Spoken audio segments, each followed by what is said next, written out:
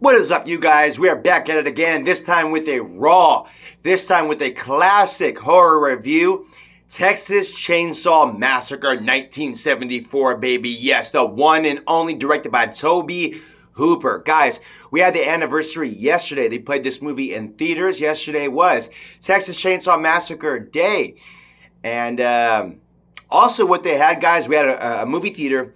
And outside the movie theater, we had like a rodeo going on where a bunch of cowboys dancing and, people playing music and electronic horses and all this shit going on right here. So it was a really cool time to have like this rodeo set up outside of the Texas Chainsaw Massacre anniversary. You have people going in the movie theaters with their fucking cowboy hats going in there and be like, man, all like these things. So it was really appropriate. That was really awesome right there. I just want to get that across. But guys, this movie right here on the big screen is like no other, I'm telling you.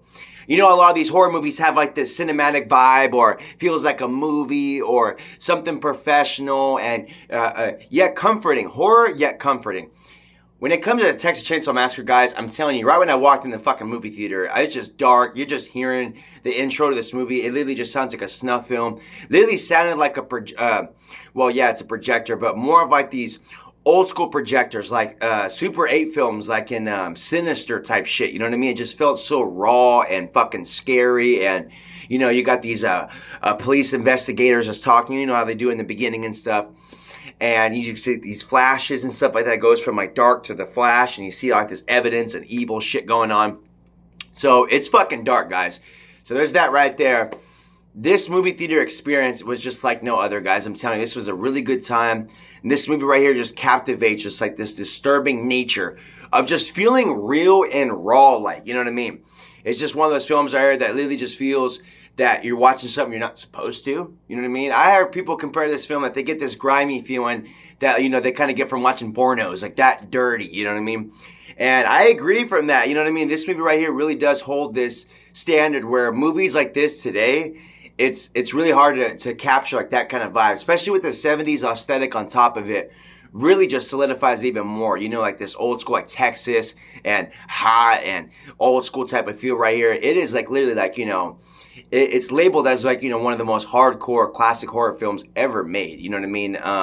Although, when it comes to legacies like Freddy and Michael and all these things, when it comes to the movie nature of Texas Chainsaw Massacre, this one is by far the most rawest and disturbing, but also the least bloody. How the hell does that work, guys? This film literally has, some say bloodless, but there is a little bit of blood, when it's getting squirted on with the chainsaws and things like that. There's a little bit of blood, but it's not blood tea.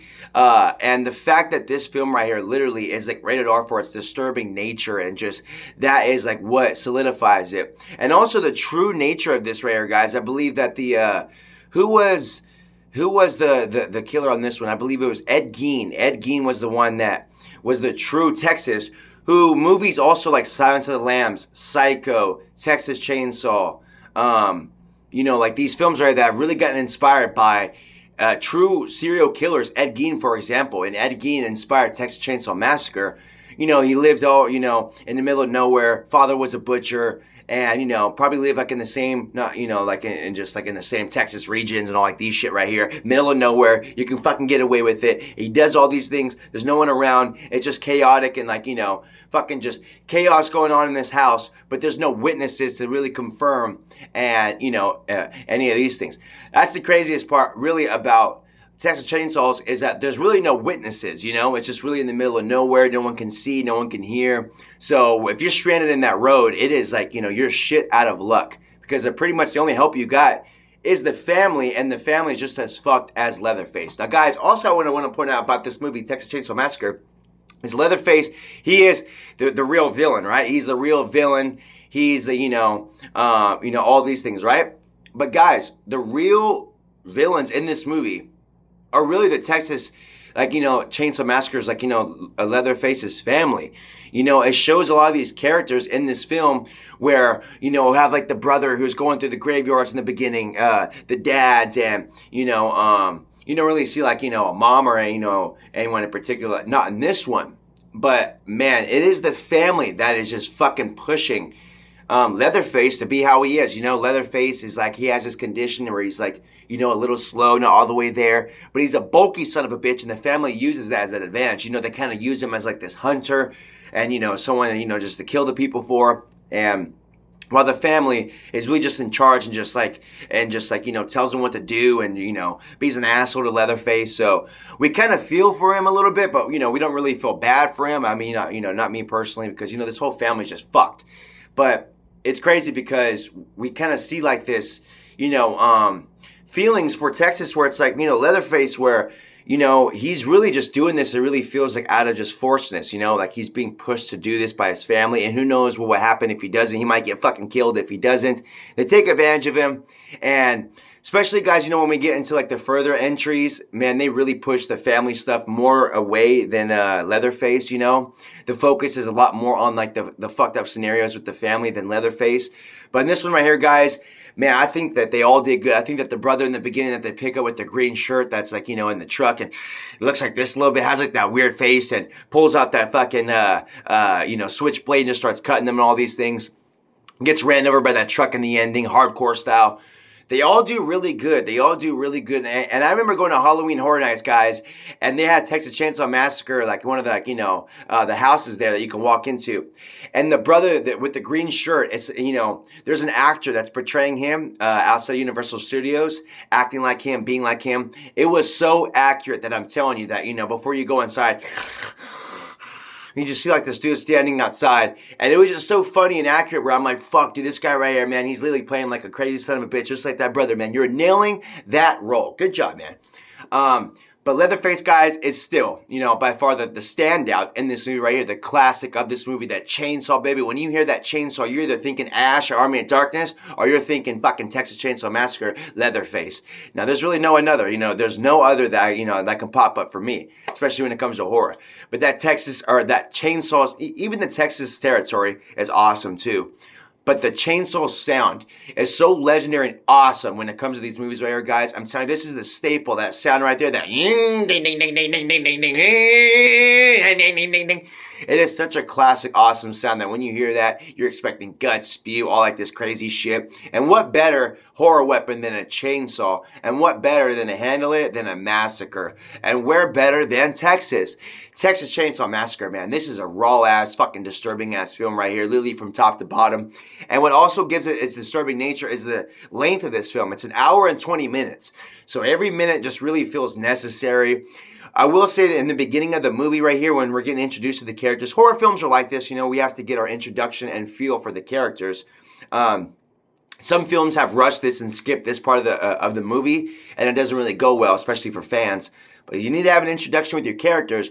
And I would say this part right here, especially for like first-time viewers, can kind of seem a little stallish. You know, you're watching it and you're like, okay, they're in the car, they're just talking. Nothing's really like, you know, no crazy tension. I mean, there's tension, but it's nothing like too crazy, especially for the legacy of this movie. And I would say once about like the 20-minute mark hits, you know, I would say we probably, you know, get some good shit going on. The movie's an hour and 20 minutes, but I'm telling you, for the most part, it really just has this uncomfortability. You know what I mean? There's a little bit of humor laughs or shit going on in the beginning too.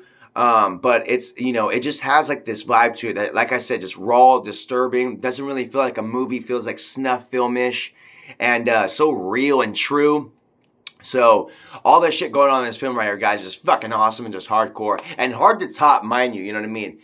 Films, it's really hard to just capture like that vibe and just that eeriness that this 70s movie really had. I know directors really get inspired by Texas Chainsaw Massacre, such as Rob Zombie, really get inspired with Devil's Rejects, you know, bringing like that hillbilly kind of Texas vibe and like, you know, into his movies.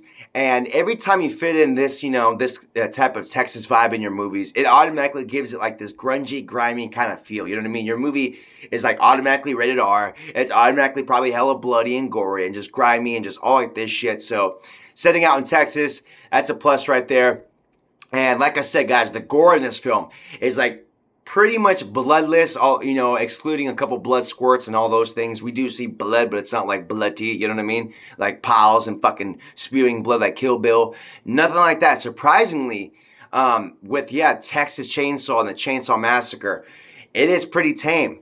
But it is just the vibe of this movie, guys. The vibe of this movie right here. It's one of those movies that you can just hear and just know that, okay, that's either Texas Chainsaw Massacre or I don't know what the fuck that is, but that shit just sounds crazy.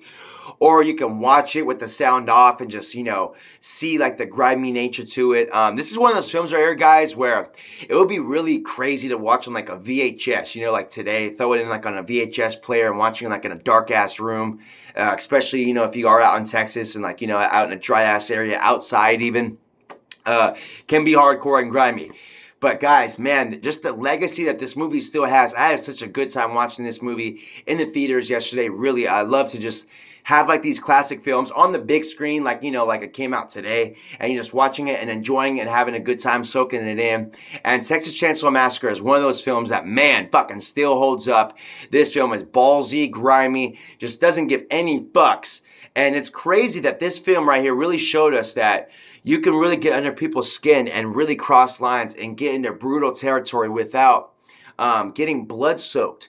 I really thought that was, really interesting right there. But man, the rawness, especially the second half of this film, guys, once, our main characters and all of these things are just getting brought into the house, hit over the head with hammers, screaming for their lives. And also that last scene, in this film right here, guys, is so awesome, where our main character, I believe Sally, is running for help. She's running to this truck, and the guys over here just trying to help her, all these things. And man, they're just running around the truck. The trucker throws something at Leatherface. He falls, fucking accidentally cuts off his leg. And, a truck comes, and then, I believe Sally is like the main girl's name. She hops in, in the back of this truck. And then we just see Leatherface just spinning the chainsaw, just, getting all crazy with it and stuff. That's a legendary, awesome scene. The lighting of it, just the acting of it, the way he's moving, his mannerisms.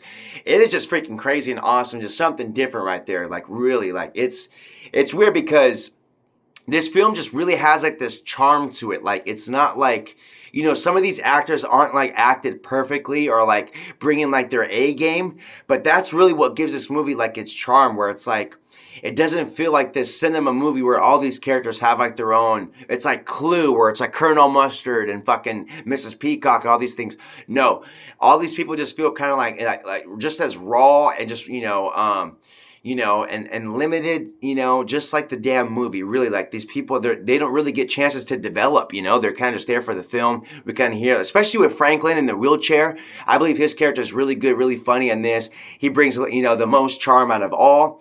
But man, just the fucking, really also the cinematography to this film right here, guys. This is one of those films that probably one of the brightest, although the whole film isn't set during the day. But I do love, like, the bright nature of, like, Texas Chainsaw Massacre, where it's bright and all these scares are going on. And then when it gets dark, yeah, it gets fucking crazy. And then the sun comes up the next morning. That's when Sally's running for help, jumps out of the window.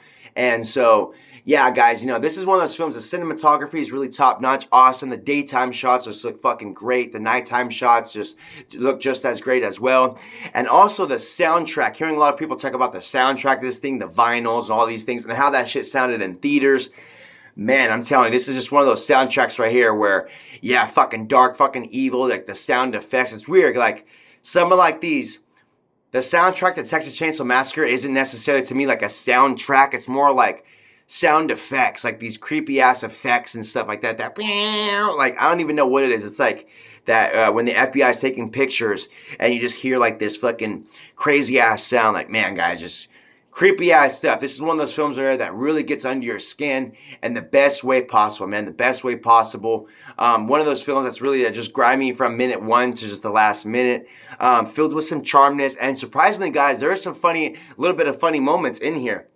I was hearing that Tobe Hooper was trying to make this movie be like a black comedy, Now, I never really hear anyone say that Texas Chainsaw Massacre is a comedy, although there were some people busting up in the theaters yesterday over, especially Franklin's parts, But horror movies, will have a couple sprinkles of, hopeful, fun moments where the characters don't know they're going to get killed yet, so they're kind of being funny and talking. But yeah, guys, really, I really think that, the impact of this film, for this film to be like, what, like, freaking, how long is that? Freaking, over 50 years old as a movie, and it's still just up to par and really just even more horrific than shit that's coming out today, even like 50 years later, even. So, Texas Chainsaw Massacre, Leatherface, although not the best franchise, you know what I mean? But this first film right here, guys, is really fucking up to par. Really good stuff. I know that Tobe Hooper went more of a comedic, definitely went a lot more of the comedic route with Texas Chainsaw Massacre Part 2. Kind of went that Halloween 3 route, you know what I mean? Where it's like, we're not really getting that standard first formula, you know what I mean, that we got with the first movie. It's more of we're switching things up. And Texas Chainsaw Massacre 2 took the sacrifice of, we're going to go ahead and snatch that horror and replace it with comedy. Because Texas Chainsaw Massacre 2 has some funny ass shit going on in there. And that is not a scary movie. That is like it really feels like a Sam Raimi Evil Dead type. It is so Three Stooges, Looney Tunes-ish that, you know, but it works. It really does work. Especially with getting this first film out of the way and having like that. And also, guys, we know that these films we're not going to make fun of. They're no jokes. So by Tobe Hooper making this horrifying Texas Chainsaw Massacre 1 and doing Part 2, we're not going to clown Part 1, even if Part 2 is a comedy, because Part 1 is so fucking serious and that, grimy, and it's its own thing, that when it comes to Part 2, it's its own thing as well. It's its own comedy thing. It's its own, Looney Tunes-ish. So they're both really cool in their own way, and I thought that was really interesting. You don't really see franchises really jumping the gun and really switching, their formula up. Now, sometimes, movies will do like, sending Jason to space and shit like that. But with this one right here, guys, with Texas, I really thought that was a really cool switch up right there, and it really does work. It really does. Like I said, not the best franchise. We get like Trey songs, and we get like, just like these Leatherface movies that really aren't up to par. And that aren't as interesting or good. But I do think that the franchise really does have some hitters, though. It really does have some heavy hitters. The remake is good. I know that people sometimes even prefer the remake over the original Texas Chainsaw Massacre. So that's really rare and awesome right there. And although I don't agree, but I see where you're coming from. You know what I mean? I think the original is just up to par, the best, the most impactful. Just the shit that's, just how this film was made, you know what I mean? I know that they went through some shit. It was so hard to make this film. Like I said, the main girl, Sally, she was just going through it the most in this film right here. Like, people are really just as miserable making this film as they were in the film, like the characters and shit. So that right there, guys, was, and it's always those films that are a pain in the ass to make that always turn out to be these chef-kiss gems, you know what I mean? It's like they're going through hell to just give us a fucking gift. And Texas Chainsaw Massacre, I'm telling you, you know what I mean? Like, although, yes, you can tell it was a pain in the ass to shoot. And, and also, guys, like, what I love about, like, this movie is the budget. It doesn't look so rich. Doesn't look like they're driving by mansions. And like I said, like a Hollywood movie. I love that grimy, raw nature to this where it looks kind of cheap, but it benefits for, like, the horror because, yeah, like, these people are, like, they're really ended up in this snobby. It's a big-ass house, but it's fucking dirty. It's filled with, like, pig bones and just a bunch of bones on beds and a lot of crazy shit. And a lot of the cinematography and scenes in this film, guys, were really based off some true events, you know what I mean? Like, the skulls that were on the bed and things like that. That is stuff that Ed Gein really had in his house. A true serial killer was collecting skulls and bones from humans and animals even. So when Texas Chainsaw Massacre portrayed this, that was true right there. When I saw that in the theaters and I saw some people, heard some people gasp, I'm like, nah, man, that's true right there. And that gasp is really appropriate because this is true and it's fucking dark. And somebody really did this shit right here. So, man, just like the film and Tobe Hooper really captivated that vibe. I mean, I don't know if it's because he knew that this was true and, wanted to just bring that raw, that fucked up nature to this film. But kudos to him, and he did a great job just documenting true events and portraying them in the most horrific, disturbing way possible. I'm telling you, Texas Chainsaw Massacre, I couldn't have asked for a better director right here. I'm telling you.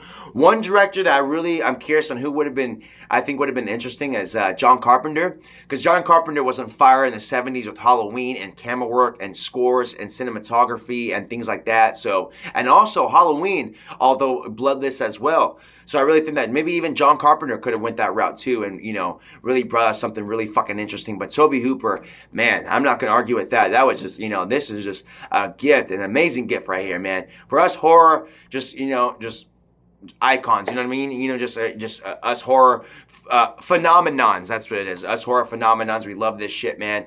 We love, movies like this. And icons like Leatherface, these are people that, we just look up to. We don't behave like them, but we just look up to, man. This is like the ballsy, raw nature of just horror, man. Just bringing that stuff, solidifying just horror nature, just scaring people, man. Scaring people right here, man. Texas Chainsaw Massacre, this was such a good time seeing this in theaters yesterday.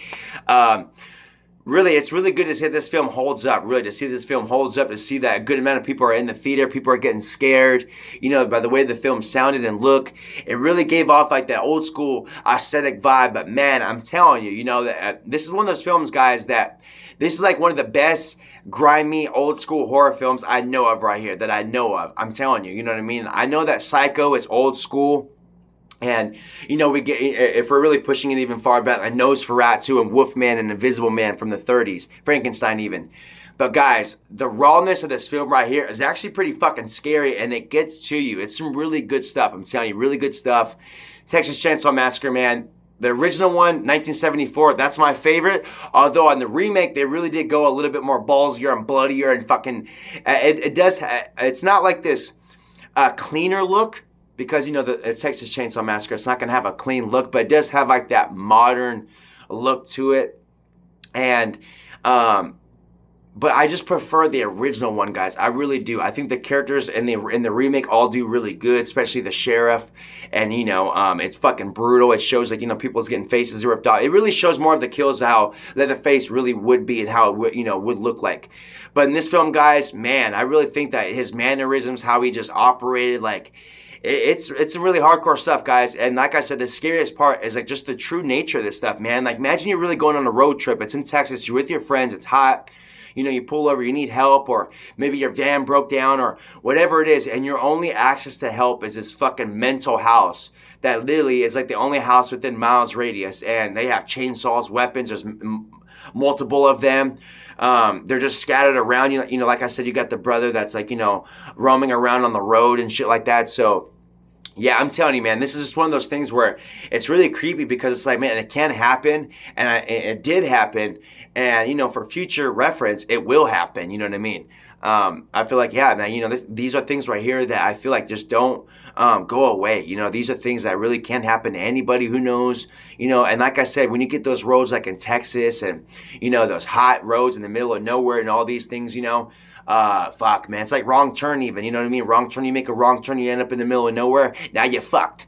It's just scary, crazy shit, man. I'm telling you that. Texas Chainsaw Massacre manages to captivate very well, very well. It's one of those films right here, guys, where every time I know, when I get in a mood where I just want to watch something grimy and disturbing and old school, always Texas Chainsaw Massacre, man. And I always feel a type of way after I watch this film where I'm like, fuck, man, like, that was fucked up right there. You know what I mean? Like that, it gives me like that. One movie, guys, it gives me like a type of feel for is like The Strangers.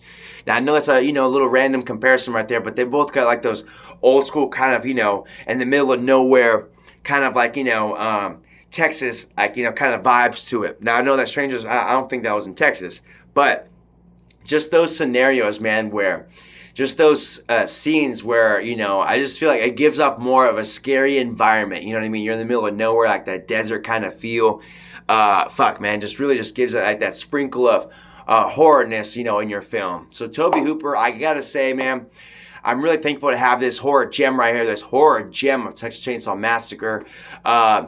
I know that, there are some horror fanatics of Texas Chainsaw and Leatherface, man. I saw some posts of people praising Leatherface. I heard some people say that they drove like 40 minutes to go see this movie on the big screen, and they brought their NECA Leatherface toy with them and stuff like that. So that's some legendary shit right there, guys. That's stuff I like to see and hear, is to see like these horror fans like really like happy and spreading their, their joy and all these things of going to watching their favorite movies on the big screen and bringing their like, nostalgic toy with them and all like this shit right here, guys. That's what I'm talking about. I love that shit. I'm the same fucking way. I'm telling you, I'm a horror fan. I'm a hardcore horror fan. And even when I am a fan, I am dedicated. So to see these people dedicated and driving 40 minutes to go see this movie on the big screen when they could have easily watched it at home, that's, that is dedication right there and respect, baby. Tobe Hooper would be really happy with you guys, really, respected and, thanked by you guys.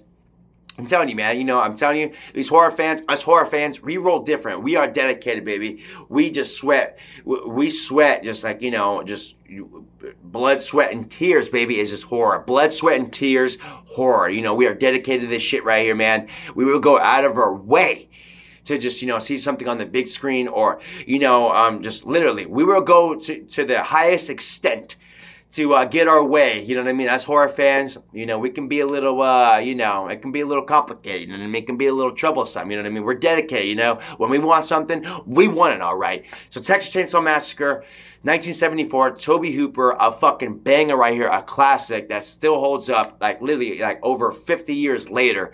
And that is not something right there that is, commonly said. You don't really hear films that are about 50 years plus that can still scare the socks off of you and just still make this landmark of horror that you can't really replicate today. I mean, these films today can't really bring that nostalgic vibe and that impact of Texas Chainsaw Massacre, man. So kudos to TCM, kudos to Leatherface, and kudos to Tobe Hooper, man. Kudos to Tobe Hooper. Guys, let me know what you think of Texas Chainsaw Massacre. Are you a fan of the original one or the remake? What is your favorite in the franchise, guys? And I'll eventually, dive into this franchise and, dig a little deeper into like these movies right here. But guys, the original one, we had the anniversary yesterday, and this film still holds up. And this is my favorite out of the franchise right here, guys. So I'm really curious to hear what you guys think of this film right here. Hearing the movie theater's reaction yesterday, hearing them laugh at some scenes and get scared in some scenes. And I'm not gonna lie, I was getting really pumped, especially the first scene where the guy goes in and when we first see Leatherface, where he just opens that door and hits the guy with the hammer and then slams that steel door. I'm not gonna lie, I really wanted to jump out of my seat even with excitement, but there are people behind me. I didn't want to block them, so I really kept that in consideration. Otherwise, guys, if I was in the movie theater by myself, I'm telling you, I would have been like, get that motherfucker, get him! I would have been going pretty crazy in there, guys. I'm telling you, you know what I mean? Like, these horror films, I treat it like a fucking sports game, I'm telling you. I'm literally screaming at the screen and, just getting pumped and all these things. But, hey, it's a good time, you know what I mean? But, I get it, man. I got people behind me in the movie theater. You just got to be respectful, and I want them to enjoy this film too. But, guys, just please let me know what you think of this film right here, Texas Chainsaw Massacre. I know this film right here isn't on the comedy side, but Tobe Hooper did say his intentions were making a black comedy, dark comedy. And I would say the only comedy side is really from Franklin, but that grimy nature, guys, fuck, that shit is there for sure. But guys, Texas Chainsaw Massacre, 1974, Tobe Hooper. Thank you for watching. Thank you for sticking with me on this one, guys. And I will see you guys on the next one. Deuces. Have a good one, y'all.